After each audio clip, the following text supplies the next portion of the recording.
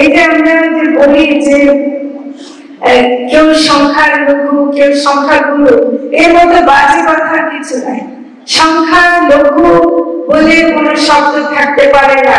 এই বাংলাদেশের মানুষ সবাই আমরা সমান, কেউ কম বা বেশি না, সবার অধিকার সমান। সেজন্য কে হিন্দু, কে মুসলিম, কে খ্রিস্টান, কে বৌদ্ধ, এই পার্থক্য করা আমাদের আসলে এটা কাজ না। আপনারা দেখেছেন যে কি সুন্দর ভাবে আমরা এমনকি যারা বঞ্চিত মানুষ, আমি পিছিয়ে পড়া মানুষ বলতে পছন্দ করি না, অনেকবার এখানে উচ্চারিত হয়েছে। পিছিয়ে পড়া বললে তো কেউ হতে পারে না, সবাই মানুষ, কিন্তু সুযোগের অভাবে তারা পিছিয়ে থাকে। সেটাই সমাজের দোষ, এই সমাজ তাদেরকে পিছিয়ে রাখে।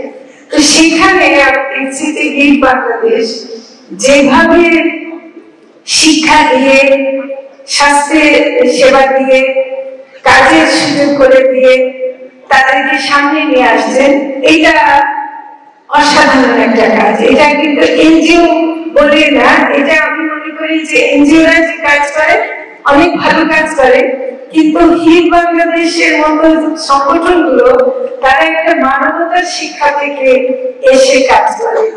আমাদের ইসলাম ধর্মে বলে আশরাফুল মাখলুকাত, মানে সৃষ্টির সেরা মানুষ, কিন্তু ওই মানুষই আবার মানুষের ক্ষতিও করে, কিন্তু মানুষের জন্য ভালো কাজও করে।